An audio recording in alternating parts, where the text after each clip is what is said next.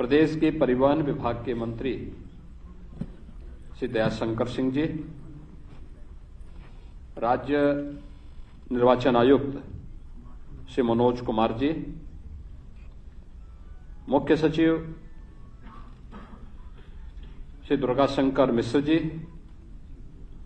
अपर मुख्य सचिव नियुक्त एवं कार्मिक डॉक्टर देवेश चतुर्वेदी जी, प्रमुख सचिव परिवहन एल वेंकटेश्वर जी, प्रमुख सचिव सचिवालय प्रशासन के रविंद्र नायक जी,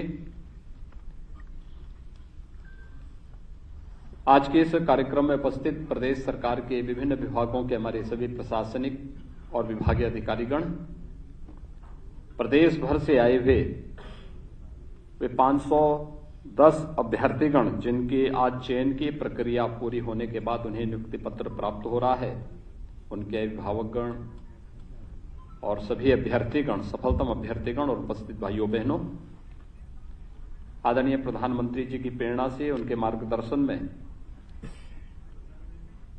एक बार फिर से हम यहां पर उत्तर प्रदेश के युवाओं के लिए एक सफल, पारदर्शी और शुचितापूर्ण चयन की प्रक्रिया के उपरांत नियुक्ति पत्र वितरण के लिए यहां पर उपस्थित हुए हैं।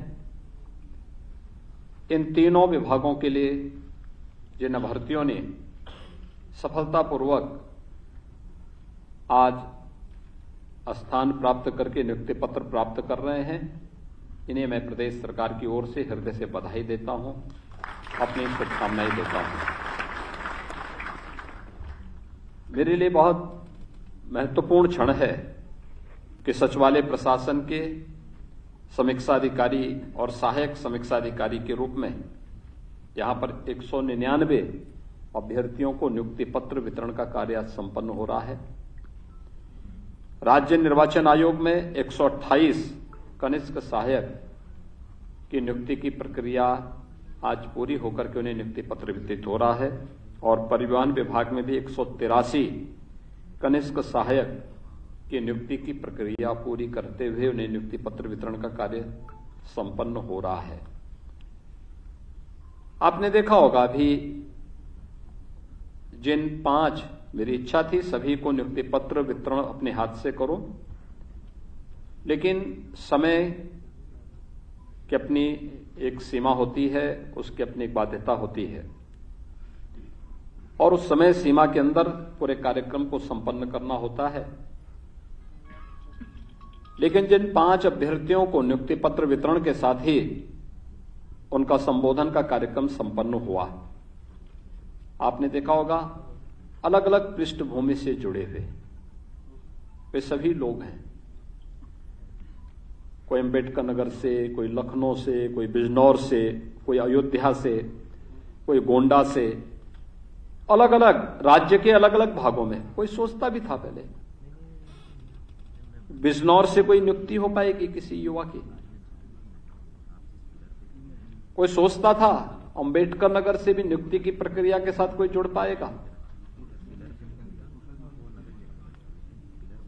लेकिन आज उन छोटे छोटे गांव और कस्बों से भी युवाओं की नियुक्ति सफलतापूर्वक शासन की सेवाओं में या विभिन्न सेवाओं में आज आती हुई दिखाई देती है। और सबसे महत्वपूर्ण बात तो ये कि जब एक संवेदनशील सरकार है, सरकार की संवेदनाओं, जनता की संवेदनाओं को समझने वाली सरकार है, तो भेदभाव कैसा? क्योंकि इससे बड़ा पाप दूसरा हो ही नहीं सकता। कोई सरकार अगर अपने ही नागरिकों के साथ शासन की योजनाओं को लेकर के या शासन के किसी कार्यक्रम को लेकर के भेदभाव अगर करे और उस भेदभावकारी व्यवस्था के खिलाफ जनता ने समय समय पर उन लोगों को सबक भी सिखाया है जो भेदभाव करके प्रतिभाओं को सेवाओं से वंचित करते थे, प्रतिभाओं को आगे बढ़ने से वंचित करते थे। आज यहां पर जो 510 नियुक्ति पत्र वितरण हो रहे हैं प्रदेश के युवाओं को लिए, एक महत्वपूर्ण क्षण है। ये 510 परिवार सीधे सीधे उत्तर प्रदेश शासन की सेवा के साथ जुड़ करके अपनी सेवाएं उत्तर प्रदेश की 25 करोड़ जनता को देने के लिए पूरी तत्परता के साथ कार्य करेंगे, इसमें कोई संदेह नहीं होना चाहिए। और इसी उद्देश्य से प्रदेश सरकार ने विगत 6 वर्षों के अंदर एक व्यवस्था बनाई कि चयन की प्रक्रिया से लेकर के नियुक्ति की प्रक्रिया तक कहीं भी किसी भी अभ्यर्थी के साथ कोई भेदभाव न हो और वो अपना जो सर्वोत्तम हो सकता है वह उनके अनुरूप कार्य कर सके। आपने देखा होगा उस बिटिया की यहां पर जिसने अंबेडकर नगर से आकर के माता पिता को खोने के बावजूद कोरोना जैसी महामारी का सामना करते हुए आज उसका चयन की प्रक्रिया उत्तर प्रदेश राज्य निर्वाचन आयोग के साथ संपन्न हो रहा है और निर्वाचन आयोग आज उनको नियुक्ति पत्र का हिस्सा बनकर के उत्तर प्रदेश की लोकतांत्रिक प्रक्रिया को पूरा करने में वह अब अपना सहयोग कर पाएगी। देखिए, कुछ कर गुजरने की एक तमन्ना होनी चाहिए और अक्सर प्रधानमंत्री जी एक बात कहते हैं कि जब कोई चुनौती हमारे सामने आए तो उस चुनौती से जो घबरा जाता है वह कुछ नहीं प्राप्त कर पाता।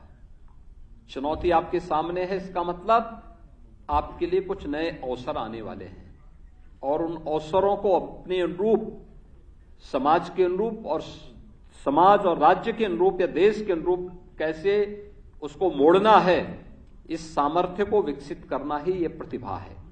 और उस प्रतिभा का जो भी प्रदर्शन कर पाता है उसको सफलता से कोई वंचित नहीं कर सकता है। याद रखना, उसको सफलता अवश्य प्राप्त होगी और इन सभी चयनित अभ्यर्थियों ने उस सफलता को प्राप्त की है। इसके लिए मैं उन सभी को और उनके अभिभावकों को, उनके माता पिता को, उनके परिवार के सभी सदस्यों को हृदय से इस अवसर पर बधाई देता हूं, अपनी शुभकामनाएं देता हूं। मुझे बताते हुए प्रसन्नता है, पिछले 6 वर्ष के अंदर नियुक्ति की इस प्रक्रिया को शानदार तरीके से आगे बढ़ाते हुए हम लोगों ने कार्य किया है और लगभग 6 लाख नियुक्ति अब तक हम लोग प्रदेश के अंदर सरकारी सेवा में उत्तर प्रदेश के युवाओं को दे चुके हैं। अगर मैं केवल 21 से ही यहां पर आपके सामने नियुक्ति की पत्रों की वितरण की अलग अलग कार्रवाई को आपके सामने रखूं तो अब तक हम लोग इसमें 16 नियुक्ति पत्र वितरण के कार्यक्रम को संपन्न कर चुके हैं। यानी 2021 से लेकर के और 23 के बीच में 1.5 वर्ष के अंदर ही इतनी बड़ी प्रक्रिया हम संपन्न कर चुके हैं और जिसमें 54,900 यानी 55,000 युवाओं को प्रदेश के अंदर नियुक्ति पत्र वितरण हुआ है। जबकि ये वही दौर है जब कोरोना जैसी महामारी भी थी। कोरोना जैसी महामारी के साथ साथ इसी दौरान पंचायत चुनाव हमारे हुए, विधानसभा के चुनाव भी हुए प्रदेश में। अभी आपने विगत दिनों 3 महीने पहले नगर निकाय के चुनाव भी देखे हैं। ये सभी चुनाव संपन्न हुए, उस सब के बावजूद 55,000 युवाओं को सरकारी नौकरी प्रदेश के अंदर देने में हमें सफलता प्राप्त हुई है और ये इस बात को साबित करता है कि जहां चाहा वहां रहा, अपने आप रास्ता निकलता है। और राज्य निर्वाचन आयोग में जो लोग आज चयनित होकर के जा रहे हैं, एक लंबी संख्या है। प्रदेश के राज्य निर्वाचन आयुक्त भी आज इस कार्यक्रम में यहां पर बैठे हुए हैं और राज्य निर्वाचन आयोग को 128 कनिष्ठ सहायक आज उस प्रक्रिया को सफलतापूर्वक आगे बढ़ाने के लिए कार्य यहां पर प्राप्त हो रहे हैं। आपने देखा होगा प्रदेश के अंदर अभी 3 महीने पहले हम लोगों ने प्रदेश के नगर निकाय के चुनाव संपन्न किए। 6 करोड़ मतदाता थे हमारे यहां नगर निकाय के चुनाव में। 760 नगर निकायों में, जिसमें 17 नगर निगम थे, 200 नगर पालिकाएं थी, 545 नगर पंचायतें थी। इन सब में चुनाव की प्रक्रिया संपन्न हुई और लगभग 4.5 करोड़ मतदाता भी थे और चुनाव में कहीं कोई धांधली नहीं हुई। कोई हिंसा नहीं हुई, कोई बूथ कैप्चरिंग नहीं हुई, एक भी जनहानि नहीं हुई।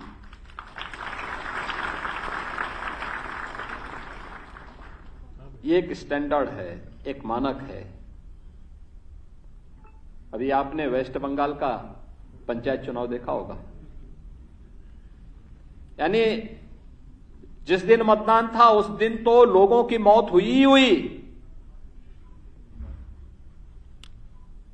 काउंटिंग के दिन भी कल निर्दोष लोग मारे गए।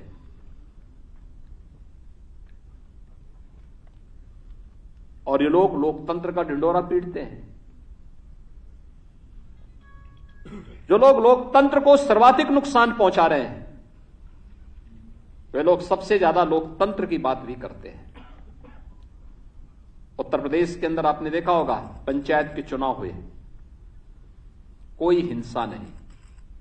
ग्राम प्रधान का चुनाव रहा हो, क्षेत्र पंचायत का चुनाव रहा हो, जिला पंचायत का चुनाव रहा हो, क्षेत्र पंचायत प्रमुख का चुनाव हो, जिला पंचायत अध्यक्ष का चुनाव हो, 8 लाख से अधिक प्रतिनिधियों का चुनाव हुआ था, कोई हिंसा नहीं हुई।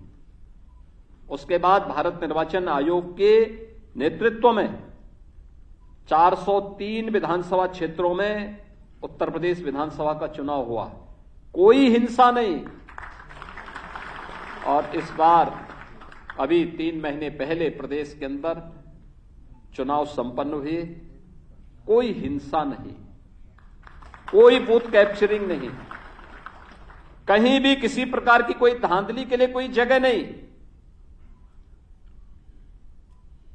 संविधान प्रदत्त हर नागरिक के अधिकार को उसे मिलना ही चाहिए। और जब इच्छा शक्ति हो तो इच्छा शक्ति वास्तविक धरातल पर हकीकत रूप में देखने को मिलनी चाहिए, और वो दिखाई भी दिया। राज्य निर्वाचन आयोग को मैं इसके लिए हृदय से धन्यवाद देता हूं, जो उन्होंने विगत दिनों पंचायत यहां पे पहले अपने नगर निकायों के चुनाव संपन्न किए थे। ये वही प्रदेश है, ऐसा नहीं कि यहां हिंसा न होती रही हो, बहुत हिंसा होती थी। 17 के पहले चुनाव शांतिपूर्ण तरीके से, शुचितापूर्ण तरीके से संपन्न करना एक सपना हुआ करता था, लेकिन आज यह संभव हुआ है। नेक नियति से जब कोई कदम उठाए जाते हैं, उसके परिणाम भी सामने आते हैं। और ये जितने भी लोग राज्य निर्वाचन आयोग में जा रहे हैं, वे लोग चुनाव की शुचिता को बनाए रखते हुए लोकतांत्रिक प्रक्रिया को और भी मजबूत बनाने में अपना योगदान देंगे, ये मुझे पूरा विश्वास है। सचिवालय प्रशासन में जिन लोगों का चयन हुआ है समीक्षा अधिकारी के रूप में, अलग अलग संवर्ग में नए काम करने का अवसर प्राप्त होगा। इनके पास भी एक अवसर होता है, प्रदेश भर से जुड़ी हुई सभी समस्याएं किसी न किसी रूप में उनके पास आती हैं, संबंधित विभाग से जुड़े हुए मामले आएंगे। उस रूप में एक बड़ी जिम्मेदारी का निर्वहन उनको करना होगा। और उसमें यद्यपि अब सचिवालय की कार्य पद्धति को ई ऑफिस के साथ जोड़ा गया है, फिर भी हमारा प्रयास होना चाहिए, जो व्यवहार हमें अपने साथ बुरा लगता है उस बुरा बर्ताव को हम किसी दूसरे के साथ भी न करें, यह हमारा प्रयास होना चाहिए।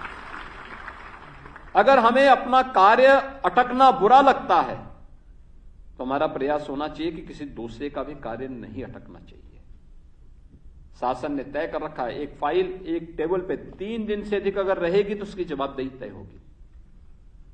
हमारा प्रयास होना चाहिए, फाइल जैसे आई तत्काल निस्तारण।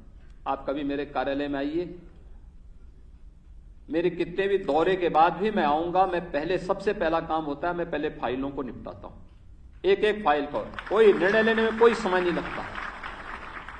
1000 फाइल भी आती है तो मैं पहले उस 1000 फाइल को निस्तारण करूंगा, तब तक अपनी उस जगह से हटूंगा नहीं। अनावश्यक किसी फाइल को हम लोग पेंडिंग नहीं डालते, और अगर हम फाइलों को पेंडिंग डालते तो क्या होता, प्रदेश में कुछ भी नहीं कर पाते। 25 करोड़ लोगों के जीवन में परिवर्तन लाने के लिए जिस संकल्प के साथ हम आगे बढ़े हैं, नहीं कर पाते। प्रदेश की अर्थव्यवस्था को और पर कैपिटा इनकम को 6 वर्ष में दोगुना नहीं कर पाते। उत्तर प्रदेश की अर्थव्यवस्था को 6 वर्ष में दोगुना नहीं कर पाते। उत्तर प्रदेश की कनेक्टिविटी को हम बेहतर नहीं कर पाते।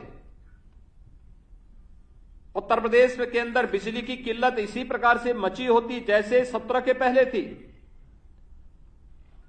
उत्तर प्रदेश के प्रति आम जन के विश्वास में जिस प्रकार का विरोधाभास हम सबको देश के अंदर देखने को मिलता था, जो उत्तर प्रदेश को संदेह की निगाहों से देखते थे, ये सब उसी प्रकार से बना रहता है।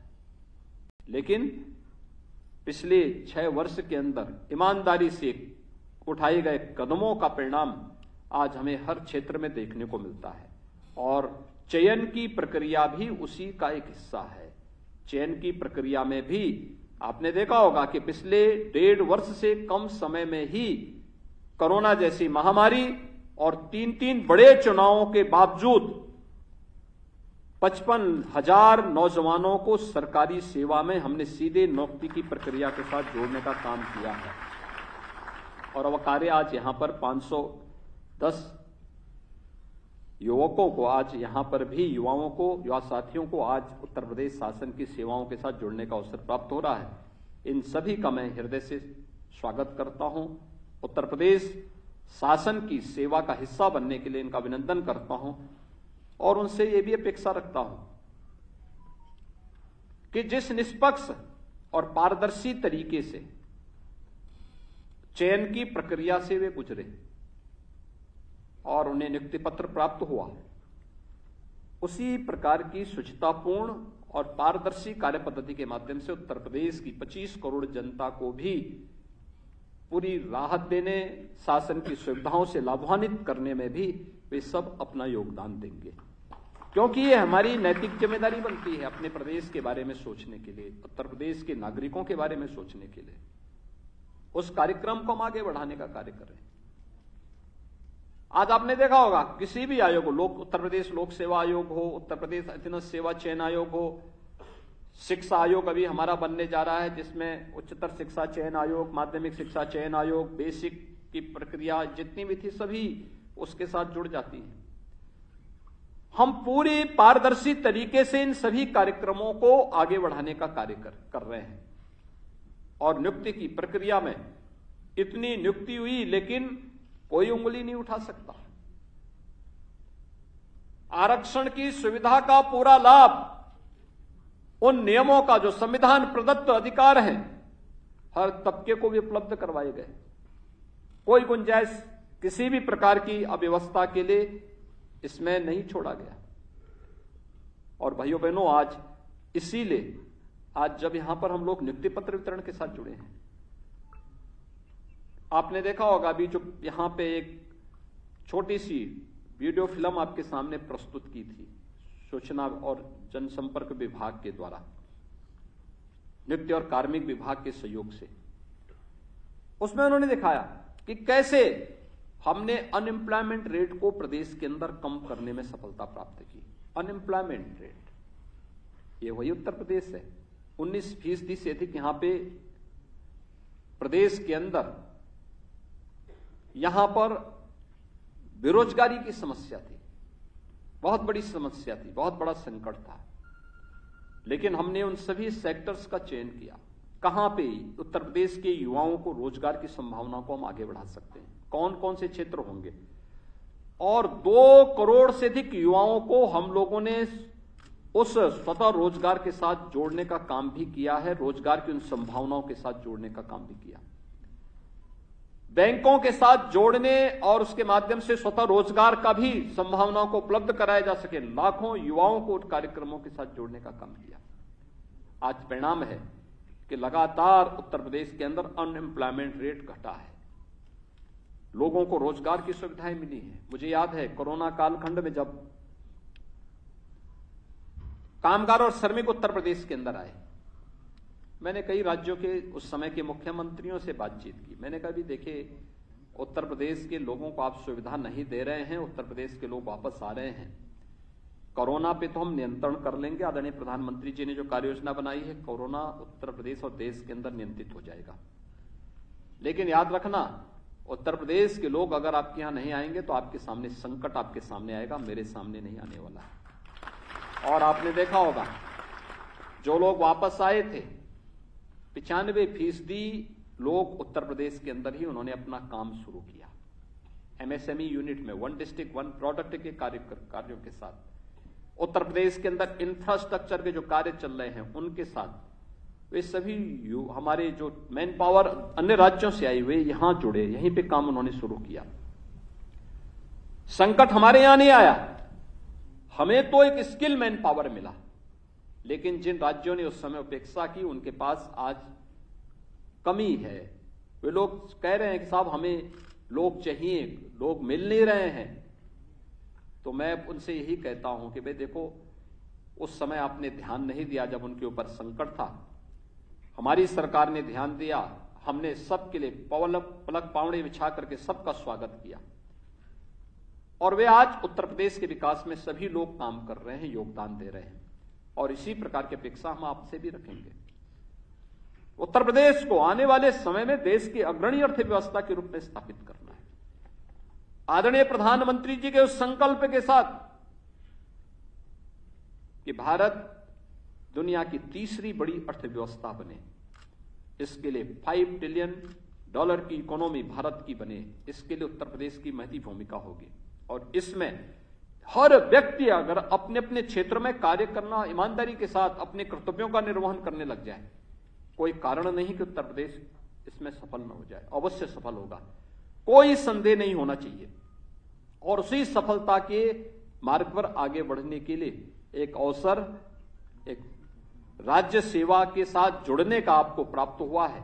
मैं इस अवसर पर इन सभी नवचयनित अभ्यर्थियों को, जिन्हें आज उनकी इस मेहनत के परिणाम स्वरूप, उनकी प्रतिभा के परिणाम स्वरूप, उनके अभिभावक और माता पिता के आशीर्वाद से, उनके गुरुजनों के आशीर्वाद से आज सफलता प्राप्त हुई है। मैं इस अवसर पर उन्हें बधाई देता हूं, अपनी शुभकामनाएं देता हूं और विश्वास व्यक्त करता हूं कि वे भी उत्तर प्रदेश के अंदर, उत्तर प्रदेश की इस विकास की प्रक्रिया का हिस्सा बनकर के उत्तर प्रदेश की 25 करोड़ जनता के जीवन में व्यापक परिवर्तन लाने में अपना योगदान देंगे। इस विश्वास के साथ आप सबके प्रति मेरी शुभकामनाएं। धन्यवाद। जय हिंद। बहुत बहुत साधुवाद माननीय मुख्यमंत्री। पत्र पाटा क्या है, और सीएम ने लगातार कहा कि हमारी कोशिश भी यही है कि ज्यादा से ज्यादा युवाओं को रोजगार मुहैया कराई जाए, और इसी ओर मिशन रोजगार आगे बढ़ रहा है।